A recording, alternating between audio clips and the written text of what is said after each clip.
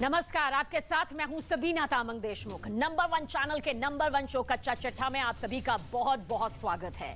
कच्चा चिट्ठा में आज दलदल वाला युद्ध दिखाएंगे। आपको यह भी बताएंगे कि रूस पर कब्जे का प्लान आखिर कौन बना रहा है। लेकिन सबसे पहले देखिए वो फ्रंट जहां से पुतिन यूक्रेन के खिलाफ तीसरा मोर्चा खोल सकते हैं। ऐसा होना तय भी माना जा रहा है क्योंकि पुतिन ने अपनी फौज का एक बड़ा हिस्सा उस जगह पर तैनात कर दिया है जहां ज़ेलेंस्की का डिफेंस सबसे ज्यादा कमजोर है।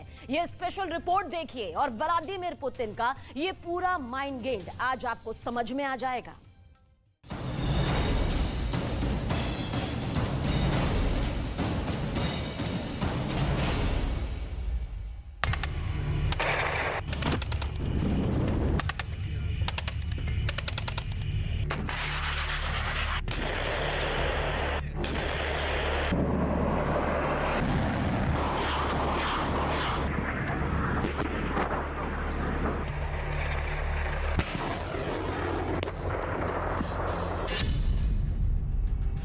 मॉस्को नहीं, कीव नहीं, खार्किव नहीं, पोलैंड नहीं, बेलारूस।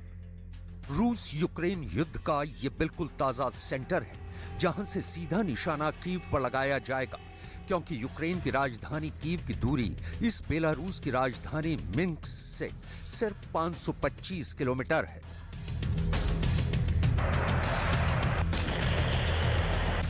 मतलब पुतिन की शॉर्ट रेंज की परमाणु वॉरहेड से लैस मिसाइलें कभी भी कीव का काम तमाम कर सकती हैं।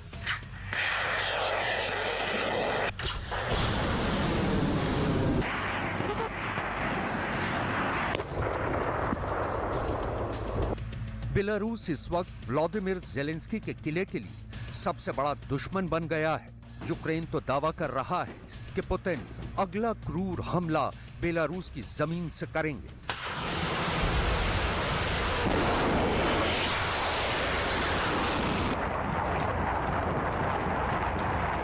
बेलारूस के आसमान से उड़कर कीव पहुंचने की यह शायद जमीनी कार्रवाई है।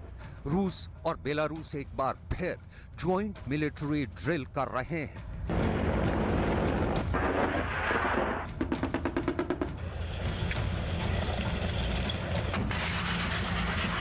गोलियों की बौछार,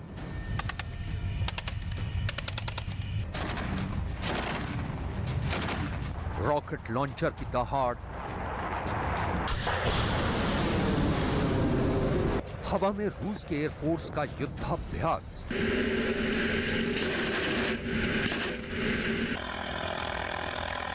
रूस के सैनिक अपने बेलारूस के साथी के साथ प्रैक्टिस कर रहे हैं दुश्मन देश यूक्रेन को जंग में पराजित करने की, ज़ेलेंस्की को सरेंडर करवाने की। Динамика положительная. Все развивается в рамках плана Министерства обороны, Генерального штаба. И надеюсь, что наши бойцы еще не один раз порадуют нас своими результатами боевой работы. रूस बेलारूस की इस वॉर एक्सरसाइज की डिटेल आपको दिखाएंगे। उसके पहले यूक्रेन की बेलारूस बॉर्डर पर टैंकों की तैयारी देख लीजिए। वो शोर सुन लीजिए जो ज़ेलेंस्की के टैंकों से मौत का मैसेज दे रहा है।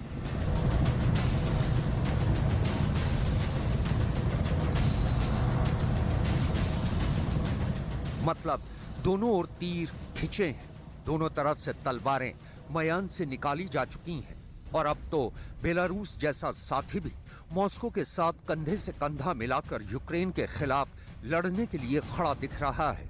रूस बेलारूस की ये मिलिट्री ड्रिल तब शुरू हुई है जब नेटो स्टेडफास्ट नून परमाणु युद्धाभ्यास कर चुका है। लिहाजा अब बेलारूस और रूस लाइव फायर एक्सरसाइज कर रहे हैं।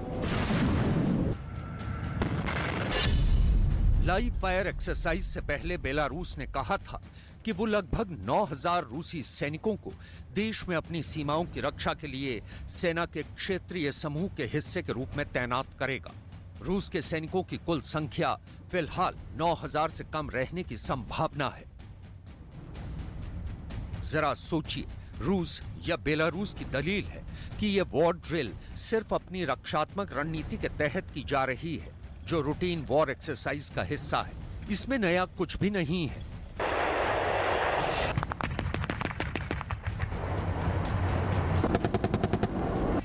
लेकिन गौर करने वाली बात यह है कि रूस बेलारूस भले ही लगातार ज्वाइंट मिलिट्री ड्रिल करते रहे हैं, ये पहली बार है कि रूस की एयरफोर्स युद्धाभ्यास में सीधा हिस्सा ले रही है।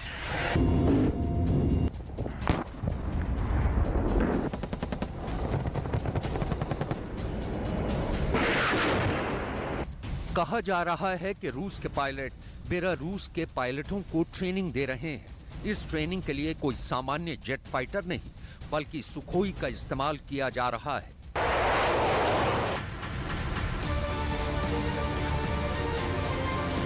सुखोई कितना खतरनाक लड़ाकू जहाज है, इससे पूरी दुनिया चिंतित है। तब तो और भी जब पुतिन के सामने यूक्रेन पर हमले तेज करने के अलावा कोई विकल्प नहीं बच गया है। पिछले हफ्ते बेलारूस के राष्ट्रपति अलेक्जेंडर लुकाशेंको ने एक मीटिंग के दौरान संकेत दिया था कि रूस और उनके सैनिक एक फ्रंट पर संयुक्त रूप से हमलों को अंजाम दे सकते हैं। लुकाशेंको ने कहा कि बेलारूस के क्षेत्र में हमलों पर आज न केवल यूक्रेन में चर्चा की जा रही है, बल्कि योजना भी बनाई जा रही है। कीव प्रशासन वहां खींचने के लिए बेलारूस के खिलाफ युद्ध शुरू करने के लिए दबाव डाल रहा है। बेलारूस और रूस के बीच की दोस्ती यूक्रेन के लिए टेंशन की बात है। ये भौगोलिक वजहों से भी है और दोनों देशों के बीच रिश्ते को लेकर भी है। बेलारूस रूस का पुराना साथी रहा है और बात युद्ध की करें तो बेलारूस शुरू से ही पुतिन के साथ खड़ा है। पुतिन ने भी बेलारूस का अच्छा इस्तेमाल किया है। इस वक्त बेलारूस में रूस के 12,000 सैनिकों की तैनाती है। बेलारूस में रूस ने अपने S-400 सिस्टम और इस्कंदर मिसाइलों की भी तैनाती की है। लिहाजा ये तो बहुत लाउड एंड क्लियर है कि बेलारूस को यूक्रेन के खिलाफ अपनी धरती के इस्तेमाल से कोई गुरेज नहीं है। अब सवाल उठता है कि इस वक्त रूस बेलारूस को वॉर एक्सरसाइज की जरूरत क्यों पड़ी। इसे समझने के लिए आपको कुछ सवालों का जवाब जानना बहुत जरूरी है। सवाल नंबर 1, जैसे इस वक्त बेलारूस में 12,000 से ज्यादा रूस के सैनिकों की तैनाती क्यों है? सवाल नंबर 2, बेलारूस को रूसी सैनिक ग्राउंड बनाने की छूट क्यों? सवाल नंबर 3, बेलारूस में खतरनाक किंझल मिसाइल से लैस MiG-31 की तैनाती क्यों की गई है? सवाल नंबर 4, बेलारूस के आसमान से यूक्रेन पर क्रूज मिसाइल फायर क्यों?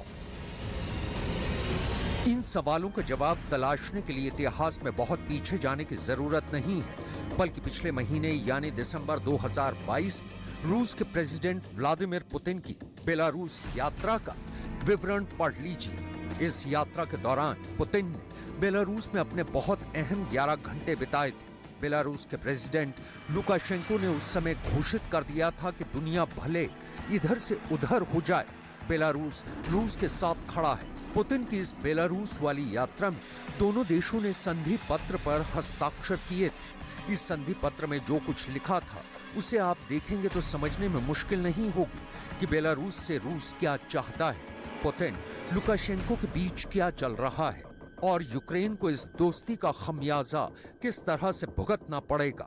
पहले रूस बेलारूस के बीच हुए समझौते को देखिए। मिलकर हथियार बनाएंगे, न्यूक्लियर प्रोजेक्ट पर काम करेंगे, स्पेस में साथ काम करेंगे। रूस बेलारूस के सैनिकों को ट्रेनिंग देगा, आर्थिक क्षेत्र में काम करेंगे। दोनों देशों के बीच ये वादे कस्में नए नहीं हैं, लेकिन टाइमिंग का सवाल है जो सीधा संकेत दे रही है कि पुतिन जैसे ही कमजोर पड़ेंगे, बेलारूस को यूक्रेन पर हमले का ग्राउंड बना देंगे।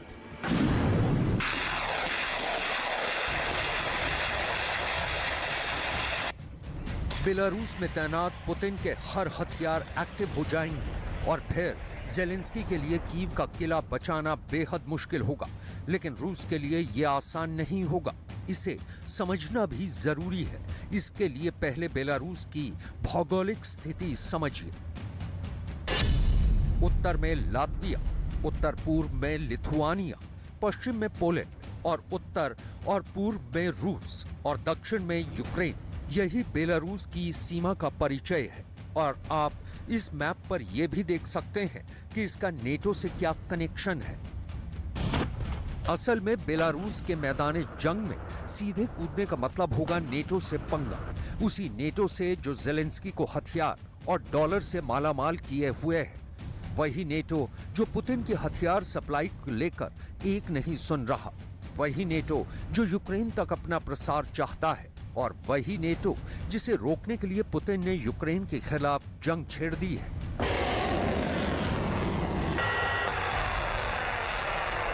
तो अब तक जो लड़ाई जमीन पर रूस और यूक्रेन के बीच लड़ी जा रही है, बेलारूस के रूस के साथ युद्ध में उतरते ही बदल जाएगी। इसमें तब नेटो की डायरेक्ट एंट्री होगी, क्योंकि बेलारूस के आसपास के देश जैसे Poland, Estonia, Latvia, Lithuania NATO के सदस्य हैं। स्वीडन और फिनलैंड नेटो में एंट्री के लिए दरवाजे पर दस्तक दे रहे हैं। बेलारूस के युद्ध में शामिल होते ही ये देश भी यूक्रेन को बचाने के लिए जवाबी कार्रवाई के लिए मैदान में जरूर उतरेंगे। तब पुतिन के लिए इतने देशों और अमेरिका के नेतृत्व में 30 देशों के सैन्य संगठन नेटो के साथ लड़ना बहुत मुश्किल होगा। कहने का मतलब है कि नेटो बनाम रूस की सीधी लड़ाई से बचने के लिए ही पुतिन ने बेलारूस की जंग में सीधी एंट्री रोक रखी है। और नेटो भी आमने सामने की टक्कर से खुद को बचाने के लिए यूक्रेन की जमीन पर जेलेंस्की की सेना के साथ कंधे से कंधा मिलाकर नहीं लड़ रहा है। हाँ, नेटो रूस के खिलाफ यूक्रेन को बोरे में भर भर कर हथियार जरूर दे रहा है।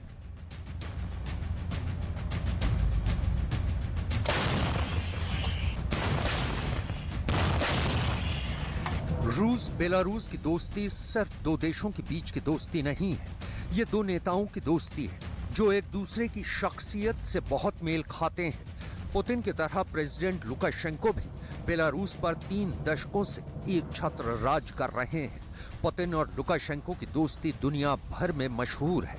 रूस और बेलारूस की सेनाओं का साथ आना न सिर्फ यूक्रेन बल्कि पूरी दुनिया के लिए चिंता की बात है। बल्कि ये देखना महत्वपूर्ण होगा कि अमेरिका, ब्रिटेन जैसे पश्चिमी देश इस पर क्या प्रतिक्रिया देते हैं, क्योंकि पुतिन ने तो इरादा जाहिर कर दिया है कि बेलारूस बहुत दिनों तक रूस के सहयोगी की तरह युद्ध में बर्ताव नहीं करेगा, बल्कि उसके सैनिक रूस की आर्मी के साथ यूक्रेन की जमीन पर भी लड़ते दिखेंगे।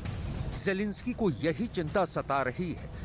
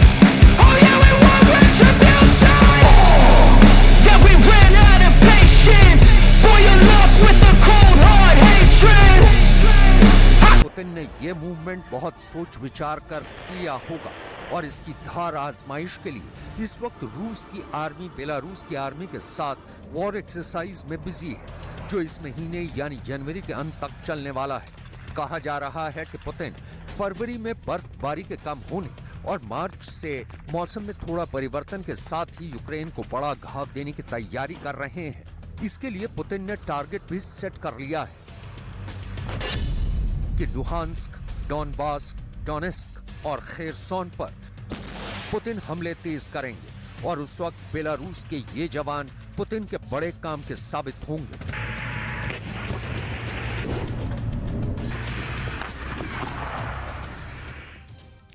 पुतिन और जेलेंस्की दोनों को अब बहुत ही खतरनाक युद्ध का डर सताने लगा है। ये खौफ, ये डर, ये दहशत है आने वाले वक्त में यूक्रेन की जंग। दलदल वाले युद्ध में तब्दील हो जाएगी और अब कौन दलदल में डूबेगा और कौन उससे बाहर निकलने में कामयाब होगा, ये बहुत बड़ा सवाल है। ये दोनों बातें टैंक युद्ध पर अब निर्भर भी करेंगी। ये रिपोर्ट आप देखेंगे तो आपको मालूम चलेगा, आपको ये बात पता चलेगी कि दलदल वाले युद्ध के लिए आखिर कौन सबसे ज्यादा यहां तैयार नजर आता है।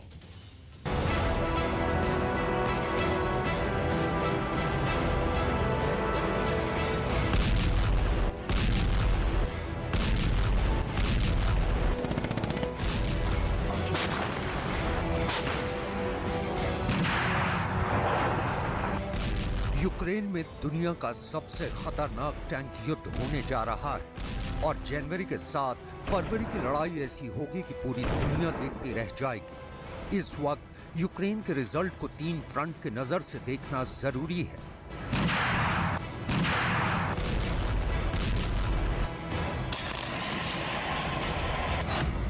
पुतिन खेरसॉन हार चुके हैं, लेकिन इसके बावजूद पुतिन सोलेदार जीत चुके हैं और अब पुतिन को पूरा डॉनबास बचाने के साथ साथ पश्चिमी यूक्रेन पर भी चढ़ाई करनी है। यही पुतिन का फैसला है, यही पुतिन का इरादा है और यही पुतिन ने ठान लिया है।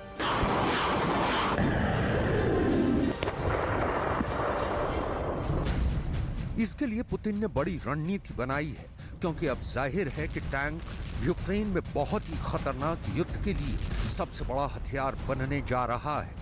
टैंक ही वो मशीन है जो अब यूक्रेन के युद्ध का फैसला करेगी। इसलिए पुतिन ने अपने आर्मी कमांड को लेकर जो बदलाव किया है, उसका सेंटर पॉइंट टैंक युद्ध ही है।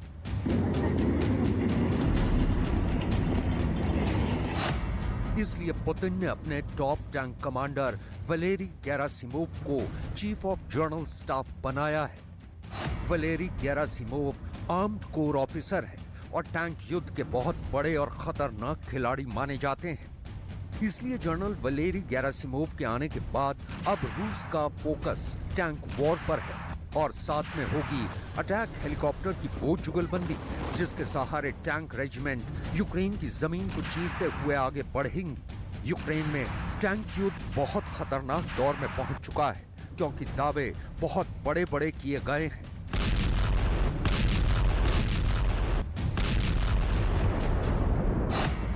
यूक्रेन का दावा है कि वो रूस के 30,000 से ज्यादा टैंक तबाह कर चुका है। इस दावे की पुष्टि स्वतंत्र स्रोत से नहीं की जा सकी है। वहीं युद्ध से पहले यूक्रेन के पास करीब 2,000 टैंक थे और अब नौबत ये आ चुकी है कि जेलेंस्की को नेटो से टैंक की डिमांड करनी पड़ रही है। ये बात साबित करती है कि रूस ने यूक्रेन की टैंक वाली ताकत पूरी तरह खत्म कर दी है और अब जेलेंस्की पूरी तरह अपनी आर्टिलरी यानी तोपखाने पर निर्भर है। इसलिए कह सकते हैं कि जेलेंस्की की टैंक वाली ताकत पूरी तरह खत्म हो चुकी है और उनकी नजर अब नेटो के 2 टैंक पर है।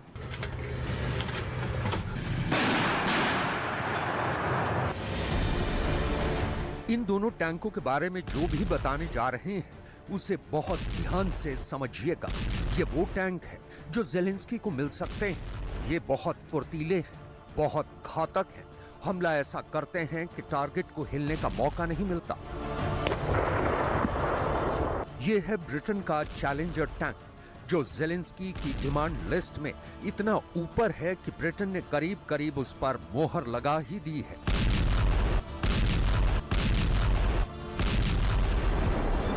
टैंक को लेकर जेलेंस्की की डिमांड ऐसी है, चाहे वो ब्रिटेन हो या जर्मनी, नेटो को लेकर जेलेंस्की की टैंक वाली ख्वाहिश बहुत बढ़ने लगी है। यही वजह है कि जेलेंस्की अब 10-20 नहीं बल्कि पूरे 300 टैंक चाहते हैं। जेलेंस्की चाहते हैं कि रूस से लड़ने के लिए नेटो उन्हें 300 टैंक की डिलीवरी जल्दी से जल्दी करे। अब जेलेंस्की की डिमांड लिस्ट में कौन कौन से टैंक है, वो वाली फहरिस्त बहुत गौर से देखिएगा, क्योंकि डॉनबास का मोर्चा सिर्फ और सिर्फ टैंक ही जिता सकता है। यही वजह है कि जेलेंस्की ने 2 टैंकों पर अपनी नजरें गड़ाई हुई हैं। पहला है ब्रिटेन का चैलेंजर टैंक और दूसरा है जर्मनी का लेपर्ड टैंक।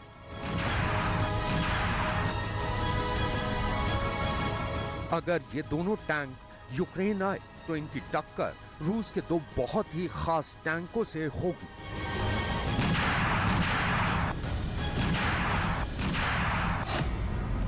एक है रूस का T-72B3 टैंक, जो T-72 का आधुनिक वर्जन है, और दूसरा है T-90, जो रूस का ऑन ग्राउंड सबसे खतरनाक टैंक माना जाता है। इनमें भी T-90 का आधुनिक वर्जन है, जो जनरल वलेरी गेरासिमोव की नजरों के बीच रूस की सेना में शामिल हुआ, और इसका यूक्रेन में कैसे इस्तेमाल करना है वो बहुत अच्छी तरह से जानते हैं। यही वजह है कि पुतिन ने इस बात को ध्यान में रखते हुए टैंक वॉर पर फोकस किया है। जनरल वलेरी गेरासिमोव अब रूस के स्पेशल मिलिट्री ऑपरेशन के कमांडर हैं, और वो चाहेंगे कि युद्ध उनके हिसाब से लड़ा जाए। और ये बात याद रखनी होगी कि जनरल गेरासिमोव को टैंक युद्ध में महारत हासिल है, लेकिन अब उनके सामने यूक्रेन नहीं बल्कि नेटो वाले टैंक का चैलेंज है, क्योंकि जल्द ही यूक्रेन की फौज लेपर्ड और चैलेंजर जैसे टैंकों से लैस होगी, और ये रूस के लिए बहुत बड़ी चुनौती कही जाएगी। यही वजह है कि रूस अब टैंक वॉर को दो हथियारों की जुगलबंदी के साथ लड़ना चाहता है। रूस का T-72 टैंक भी है, जो इन टैंकों के साथ अपनी तोप शक्ति को आजमाएगा। सबसे पहले देखते हैं चैलेंजर और लेपर्ड टैंक की खूबियां। ब्रिटेन के चैलेंजर की गन 120 मिलीमीटर की है, और जर्मनी के लेपर्ड की गन भी इसी साइज की है। ब्रिटेन के चैलेंजर का वजन 65 टन, वहीं लेपर्ड का वजन भी 70 टन है। चैलेंजर 60 किलोमीटर प्रति घंटे की रफ्तार से दौड़ता है, जबकि लेपर्ड की रफ्तार 70 किलोमीटर प्रति घंटा है।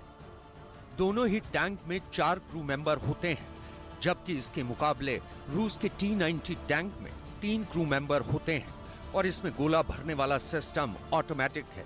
और ये दोनों टैंकों के मुकाबले में 20 टन हल्का भी है, यानी ये यूक्रेन की दलदली जमीन पर दोनों टैंकों के मुकाबले बेहतर काम कर सकता है, या ये कहें कि कर रहा है।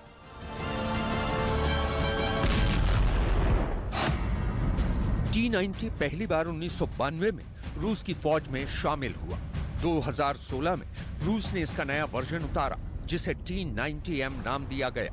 T-90M टैंक में शतोरा APS एक्टिव प्रोटेक्शन सिस्टम भी लगा होता है, जो इसे किसी भी मिसाइल से बचने की ताकत देता है।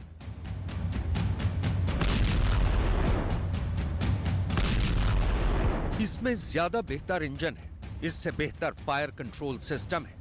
इसमें लगा एक्सप्लोसिव रिएक्टिव आर्मर भी T-72 से बेहतर है, लेकिन यूक्रेन की जमीन इसके लिए भी बहुत खतरनाक और कड़े इम्तिहान वाली साबित हो रही है। अभी यूक्रेन में रूस ने T-72 टैंक ज्यादा उतारे हैं। यही वजह है कि यूक्रेन को मिली एंटी टैंक गाइडेड मिसाइलों का सबसे ज्यादा शिकार भी यही टैंक बना है।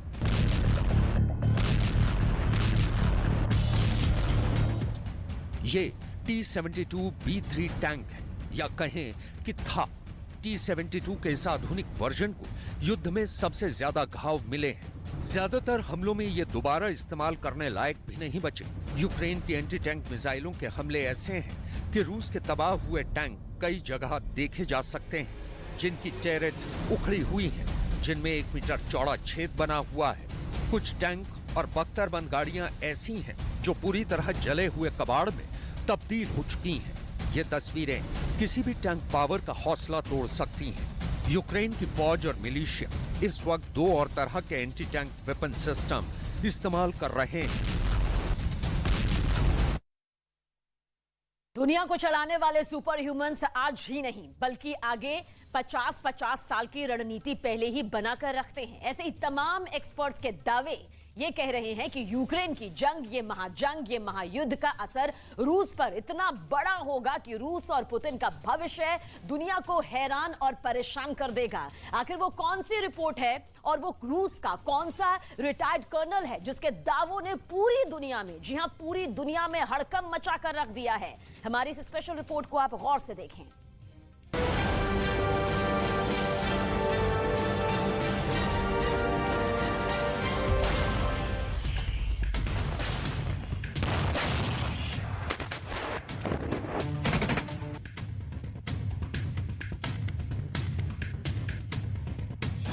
क्या यूक्रेन से भी बड़ा विनाश होगा?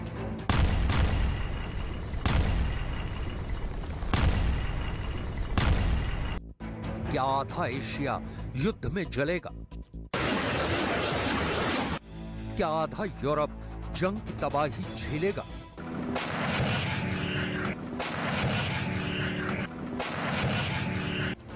क्या पूरे रूस में गृह युद्ध होगा?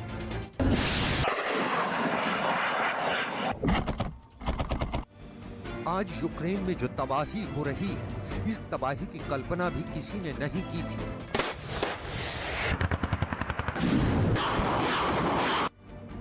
जंग लड़ने के तरीकों का ही काया पलट हो जाएगा, किसी को अनुमान भी नहीं था। यूरोप के सबसे बड़े परमाणु संयंत्र ज़पोरिज़िया पर हमले होंगे, यकीन से भी परे है। उसी तरह रूस के रिटायर्ड कर्नल के इस दावे पर भरोसा करना मुश्किल लगता है कि यूक्रेन युद्ध की वजह से रूस में गृह युद्ध होगा और रूस टूट जाएगा। लेकिन एक नहीं, कई एक्सपर्ट्स और दुनिया भर के विशेषज्ञ ये दावे कर रहे हैं कि पुतिन चाहे कितना ही जोर लगा ले, आज भले ही पुतिन अपनी मिसाइलों की ताकत से यूक्रेन के नीले आसमान को काला कर दें, लेकिन इसका असर रूस के भविष्य को भुगतना होगा और रूस का विखंडन हो जाएगा। क्या ये सिर्फ दावे हैं या फिर इनके पीछे कोई ठोस आधार है? आखिर क्यों रूस के पूर्व राष्ट्रपति दिमित्री मेदवेदेव ने यह बयान दिया है कि 2023 में अमेरिका टूट जाएगा? आखिर क्यों रूस के पूर्व राष्ट्रपति दिमित्री मेदवेदेव ने कहा कि अमेरिका का प्रांत टेक्सास एक स्वतंत्र देश बन जाएगा? क्या यह सिर्फ दुर्भावनापूर्ण बयान है या फिर इन दावों के पीछे कोई सच्चाई है? हर सवाल का जवाब आपको देंगे, लेकिन सबसे पहले बात करेंगे रूस के एक रिटायर्ड कर्नल इगोर गिरकिन के उस बयान की जिसने पुतिन का दिल दुखा दिया है।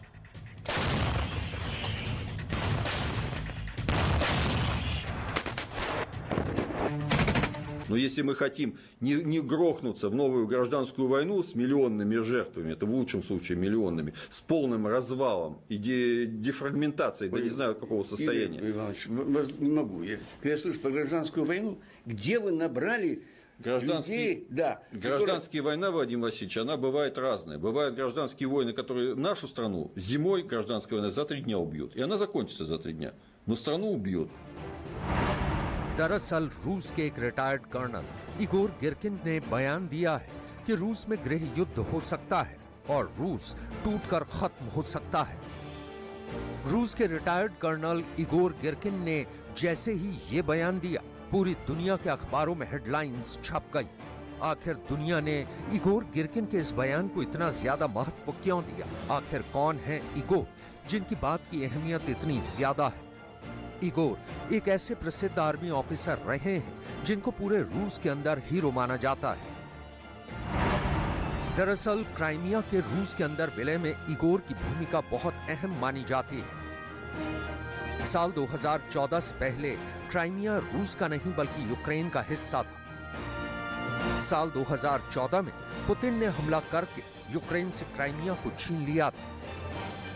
यूक्रेन के लोग इगोर गिरकिन से नफरत करते हैं क्योंकि आरोप यह है कि साल 2014 में क्राइमिया की जंग में इगोर ने यूक्रेन के लोगों पर अत्याचार किए थे।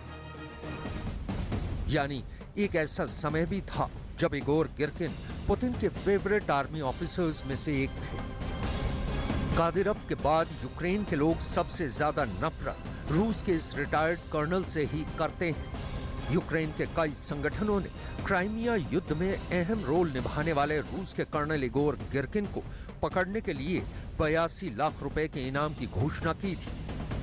कई अखबारों में गिरकिन को स्लोवियांस्क का कसाई भी कहा जाता है। इगोर गिरकिन को लोग स्ट्रेलकोव और रुनोव के नाम से भी जानते हैं। यूक्रेन के लोगों ने इगोर गिरकिन को पकड़ने के लिए क्राउड फंडिंग करके $1 लाख इकट्ठे किए हैं। पुतिन के बेहद खास माने जाने वाले कर्नल इगोर ने रूस के अलगाववादियों का समर्थन किया था और साल 2014 में स्लोवियांस्क और डोनेस्क में भारी तबाही मचाई थी। यूक्रेन के लोगों का मानना है कि गिरकिन कोई फौज का जनरल नहीं बल्कि एक रूसी आतंकवादी है। उसने बड़ी संख्या में यूक्रेन के लोगों का कत्लेआम किया था।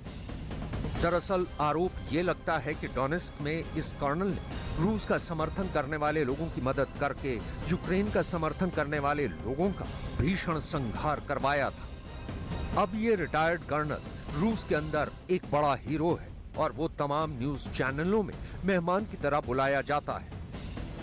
इगोर को यूक्रेन के अंदर इतनी बड़ी जिम्मेदारियां पुतिन ने ही दी थी, लेकिन यही इगोर अब रूस के अंदर ही बैठकर पुतिन के खिलाफ बोलते हैं, लेकिन फिर भी पुतिन इगोर पर कोई एक्शन नहीं लेते हैं। पिछले साल दिसंबर में इगोर ने पुतिन और रूस की आर्मी की आलोचना करते हुए कहा था कि न सिर्फ रूस की आर्मी के ढांचे में सुधार की आवश्यकता है, बल्कि रूस की सेना के जनरलों को भी युद्ध जीतने के लिए और ज्यादा योग्यता दिखानी होगी। युद्ध में अभियान के दौरान दिखाई गई लापरवाहियों की वजह से बहुत सारे आर्मी ऑफिसर पुतिन से भी नाराज हैं। लेकिन इस बार रूस के रिटायर्ड कर्नल इगोर गिरकिन ने जो बयान दिए वो पुतिन को क्रोध दिलाने वाले हैं। इतना ही नहीं, पुतिन के भाषण लिखने वाले एक राजनीतिक विश्लेषक अब्बास गेल्यामोव ने भी भविष्यवाणी की है कि पुतिन रिटायर हो सकते हैं और अपना एक उत्तराधिकारी चुन सकते हैं। गेल्यामोव के अनुसार